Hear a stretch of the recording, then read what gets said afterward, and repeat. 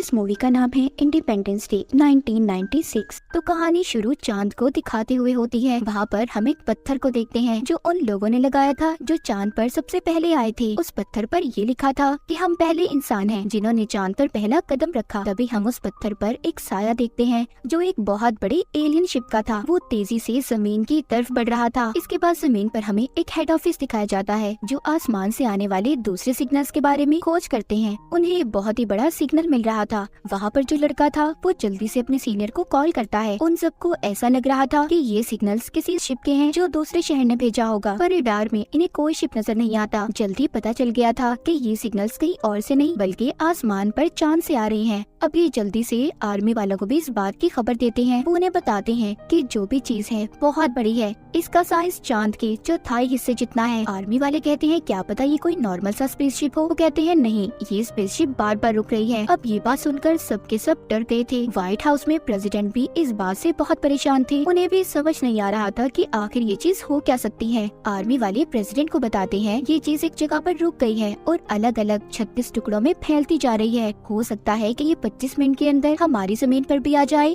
तभी कुछ ही देर बाद अलग अलग शहरों से ये खबरें आना शुरू हो गई थी कि उन्होंने आसमान पर आके बादलों को देखा है और ये बादल वही थे जो अलग अलग टुकड़ों में फैल गए थे। तभी थोड़ी ही देर बाद एक टुकड़ा मॉस्को शहर की तरफ भी बढ़ना शुरू कर देता है। जब ये बात प्रेसिडेंट को पता चलती है वो प्लेन को उस टुकड़े के पास भेजते हैं। वो भी आग की वजह से तबाह हो जाता है। इन्हें कुछ समझ नहीं आ रही थी कि आखिर ये चीज थी क्या। कुछ देर के बाद शहर में एक बहुत बड़ा स्पेसशिप आकर रुकता है जो पूरे शहर जितना था और भी बहुत से स्पेसशिप अलग अलग शहरों में रुके थे। इन सब की वजह से टीवी स्टेशंस में भी बहुत ज्यादा प्रॉब्लम हो रही थी। तभी हमें एक टीवी स्टेशन पर एक आदमी दिखाया जाता है जिसका नाम डेविड था। ये सैटेलाइट इंजीनियर था। जब ये सभी सिग्नल्स को देखता है तो इसे कुछ छुपे हुए सिग्नल्स भी मिलते हैं जो लगातार बीच में से गायब हो रहे थे। इसके बाद ये बाहर जाता है। डेविड आसमान की तरफ देखता है जहाँ पर इसे बहुत बड़ा एलियन शिप दिखाई दे रहा था। वो समझ गया था कि क्या होने वाला है। वो अंदर आकर स्टेशन के मालिक को बताता है आहिस्ता आहिस्ता एलियंस हमारे सिग्नल्स को बंद करके अपने सिग्नल्स को दुनिया में लाना चाहते हैं। अगर ऐसा हो गया तो समझो बहुत बड़ी तबाही होने वाली है। ये बड़े बड़े स्पेसशिप खाली नहीं बल्कि इनमें एलियंस हैं जो आकर हमारी जमीन पर कब्जा करना चाहते हैं। डेविड ये खबर प्रेसिडेंट तक भी पहुंचाना चाहता था। वो अपनी बीवी को कॉल करता है जो प्रेसिडेंट के साथ मिलकर काम करती थी। वो उसे सारी बात बता देता है। कहता है जल्दी हम पर हमला होने वाला है, लेकिन उसकी बीवी को उसकी बातों पर यकीन नहीं आता और फोन को बंद कर देती है। मगर डेविड जानता था इस बात को प्रेसिडेंट तक पहुँचाना कितना जरूरी था, इसीलिए वो अपनी डैड के साथ वॉशिंगटन डीसी निकल जाता है जहाँ पर व्हाइट हाउस था। वो पहुंचकर अपनी बीवी को कॉल करता है जिसकी मदद से वो प्रेसिडेंट तक पहुंच गया था। वो उन्हें बताता है कि हमारी जमीन गोल है और इसी वजह से एलियंस यहाँ पर आकर एक दूसरे को सिग्नल्स नहीं दे सकते। यही वजह है वो हमारी सैटेलाइट्स का इस्तेमाल कर रहे हैं और बहुत ही जल्दी वो दुनिया को तबाह करने वाले हैं। प्रेसिडेंट किसी बात को ध्यान से नहीं सुनते और वहाँ से चले जाते हैं। अब जब ये लोग व्हाइट हाउस के ऊपर भी एक स्पेसशिप को देखते हैं तो उनके पास अपना हेलीकॉप्टर भेजते हैं ताकि ये एलियन से राब्ता कर सके। मगर इससे पहले ये कुछ करते उस स्पेसशिप में से 2 मिसाइल्स आकर उनके हेलीकॉप्टर्स पर हमला करते हैं। प्रेसिडेंट भी इस बात को समझ गए थे कि एलियंस उनके शहर पर हमला करने आए हैं। डेविड की बात बिल्कुल सच थी, इसीलिए ये सब व्हाइट हाउस छोड़कर निकल जाते हैं। शहर में एक अफरा तफरी थी। सब इधर उधर भाग रहे थे क्योंकि सब के सब काफी डरे हुए थे। तभी वक्त खत्म हो जाता है, यानी कि डेविड ने जिस वक्त का अंदाजा लगाया था और उसी वक्त आसमान पर जो स्पेसशिप रुका हुआ था उसके दरवाजे खुलते हैं। उनमें से नीली रोशनी बाहर आ रही थी। सब लोग हैरानी से उस स्पेसशिप की तरफ देखते हैं। अगले ही पल वो स्पेसशिप एक बहुत बड़ा धमाका करता है जिसमें बड़ी सी बड़ी बिल्डिंग्स तबाह पर बात हो चुकी थी। प्रेसिडेंट को इस बात का बहुत दुख था। वो सोचते हैं काश मैं डेविड की बातों पर यकीन कर लेता, कितने सारे मासूम लोगों की जान चली गई।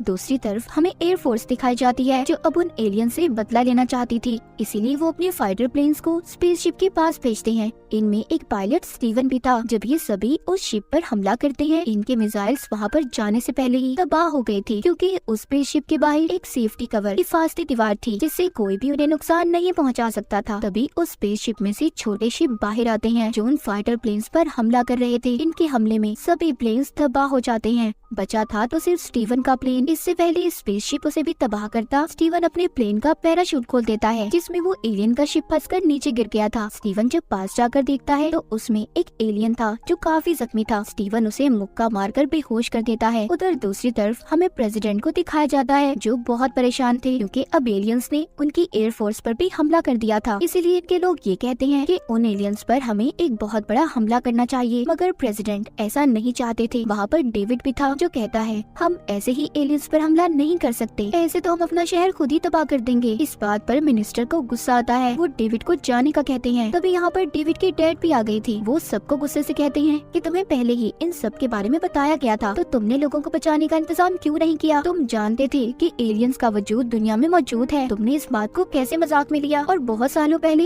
एक एलियन शिप क्रैश हुआ था जिसके अंदर एलियंस भी थे जिनको तुमने एरिया 51 के अंदर रखा है। ये बातें सुनकर प्रेसिडेंट कहते हैं कुछ नहीं है ऐसा, कोई एरिया 51 नहीं है। ये सब बातें सुनकर मिनिस्टर कहते हैं ये बात सच है, ये बिल्कुल सच बोल रहे हैं। ये सब बातें सुनकर प्रेसिडेंट भी हैरान हो गए थे क्योंकि इस बारे में वो कुछ नहीं जानते थे। इस एरिया को सिर्फ आर्मी ही कंट्रोल किया करती थी। ये सब के सब अब एरिया 51 में जाते हैं जहाँ पर जमीन के नीचे एक बहुत बड़ा लैब बनाया गया था। वहाँ पर उसी एलियन शिप को रखा गया था जो बहुत सालों पहले तबाह हुआ था। यहाँ पर लैब में प्रेसिडेंट एक साइंटिस्ट से मिलते हैं। वो बताता है हम कब से इस स्पेसशिप को ठीक करने की कोशिश कर रहे हैं मगर हम इसे ठीक नहीं कर पाए। हालांकि हम इसके बारे में बहुत कुछ जान चुके हैं, लेकिन जब से वो दूसरे स्पेसशिप हमारी जमीन पर आए हैं ये खुद ही एक्टिवेट होना शुरू हो गया है। यहाँ पर साइंटिस्ट इन्हें मरे हुए एलियंस भी दिखाता है जो इन्हें इसी स्पेसशिप से मिले थे। साइंटिस्ट बताता है वो हमारी तरह देख और सुन तो सकते हैं पर बस बोल नहीं सकते। प्रेसिडेंट कहते हैं जो भी है तुम्हें जल्दी पता करना होगा कि एलियंस का आखिर मिशन क्या है। उधर हमें स्टीवन को दिखाया जाता है जिसके पास वो एलियन था। वो अपने पैराशूट से एलियन को खींचता आगे बढ़ रहा था कि आगे जाकर एक ट्रक को रोकता है। ट्रक में बैठा आदमी भी बहुत वक्त पहले एक पायलट ही था। जब इसने स्पेस में जंग लड़ी तो इसे एलियंस ने अगवा कर लिया, मगर आज तक कोई भी इसकी इस बात पर यकीन नहीं करता था। अब खैर स्टीवन इस आदमी के साथ एलियन को लेकर बेस तक आ गया था और ये एरिया 51 ही था। पहले तो गार्ड्स इनको आगे जाने नहीं देते, मगर जब स्टीवन एलियन को दिखाता है तो सभी डर गए थे और इन्हें अंदर जाने की इजाजत दे देते हैं। एलियन को लैब में लाया गया था। जो उसने सूट पहना था वो साइंटिस्ट खोलता है, मगर कुछ ही देर के बाद एलियन को होश आ गया था। एलियन जैसे ही साइंटिस्ट की तरफ देखता है तो उसके सिर में अजीब सा दर्द होने लगा था। इसके बाद एलियन वहाँ पर सबको मार देता है। जब प्रेसिडेंट लैब में आते हैं तो ग्लास के पास उन्हें साइंटिस्ट की लाश मिलती है जिसका गला एलियन ने पकड़ा हुआ था और वो एलियन साइंटिस्ट के गले के जरिए प्रेसिडेंट से बात करता है। कहता है कि मुझे छोड़ दो। वो एलियन से कहते हैं देखो तुम हमसे सुलह कर लो, हम दोनों एक दूसरे से बहुत कुछ सीखेंगे। पर एलियन साफ साफ मना कर देता है। वो कहता है हम सिर्फ तुम्हें मारना चाहते हैं। अब जैसा दर्द साइंटिस्ट के सिर में हुआ था वैसा ही दर्द प्रेसिडेंट के सिर में भी हो रहा था। दरअसल ये एलियन की एक ताकत थी कि कोई भी जब उनकी तरफ देखता था तो वो अपने कंट्रोल में नहीं रहता। इसीलिए प्रेसिडेंट के आदमी एलियन को वहाँ पर मार देते हैं, जिसके बाद प्रेसिडेंट ठीक हो गए थे। अब वो भी समझ जाते हैं कि एलियन आखिर उनसे चाहते क्या है। वो अपने लोगों को बताते हैं कि एलियन हमारी दुनिया पर कब्जा करने आए हैं। वो इसी तरह एक प्लेनेट से दूसरे प्लेनेट पर घूमते रहते हैं और अब हमारे प्लेनेट यानी जमीन की बारी है। अब हमारे पास उन पर हमला करने के अलावा कोई चारा नहीं, इसीलिए ये हमला करते हैं। पर उनके स्पेसशिप की हिफाजती दीवार इनके हमले को रोक लेती है।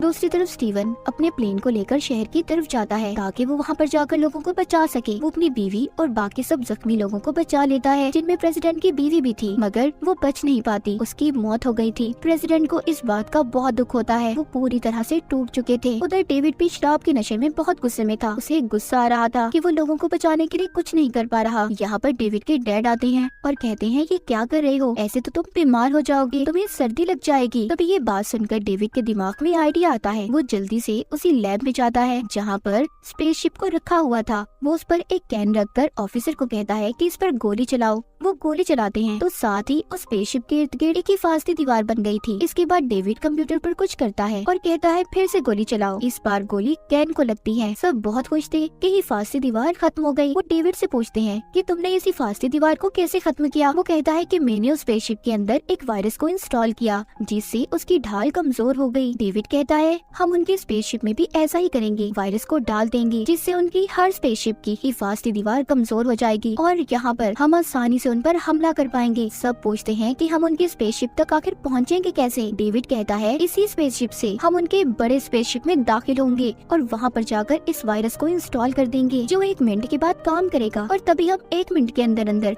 वहाँ से निकल जाएंगे। सब इस बात को मान गए थे, पर सवाल ये था कि स्पेसशिप को चलाएगा कौन। यहाँ पर स्टीवन कहता है मैं चलाऊंगा इसे। ये सभी मुल्कों तक इस मैसेज को पहुंचा देते हैं कि हम एलियंस पर जवाबी हमला करने वाले हैं और आपके शहरों में भी जो जो स्पेसशिप है आपको उन पर हमला करना होगा। सब लोग तैयार थे कि वो एलियंस पर हमला करके उन्हें खत्म कर देंगे। स्टीवन और डेविड के स्पेसशिप में एक मिसाइल को भी लोड किया जाता है। यहाँ पर प्रेसिडेंट कहते हैं कि अभी भी हमारे पास पायलट की कमी है। ये अवाम के पास जाकर ऐलान करते हैं कि जिसे भी प्लेन उड़ाना आता है वो हमारी टीम में शामिल हो जाए। यहाँ पर वही आदमी जिसने स्टीवन की मदद की थी, जिसको कई सालों पहले एलियंस ने अगवा भी किया था, वो भी इनके साथ टीम में आने को तैयार था। डेविड और स्टीवन दोनों स्पेसशिप में बैठकर उड़ने के लिए तैयार थे। ये उनके सबसे बड़े स्पेसशिप के अंदर दाखिल हो गए थे, जहाँ पर ये देखते हैं एलियंस की बहुत बड़ी तादाद है जो हमला करने की तैयारी कर रही है। इनका स्पेसशिप खुद ही रुक गया था। डेविड वहाँ पर अब वायरस को इंस्टॉल कर देता है। जब वायरस इंस्टॉल हो जाता है तो ये अपनी आर्मी को भी बता देते हैं, इसीलिए बाहर इनके प्लेन्स जमीन वाले स्पेसशिप पर हमला करने के लिए तैयार थे। पहले तो इनकी मिसाइल्स काम नहीं करती, मगर दूसरी बार कोशिश करने पर मिसाइल स्पेसशिप पर जाकर लगते हैं। सभी बहुत खुश थे, लेकिन उस बड़े स्पेसशिप में से अब छोटे स्पेसशिप बाहर आते हैं जो उनके प्लेन्स पर हमले कर रहे थे। इस बार वो आदमी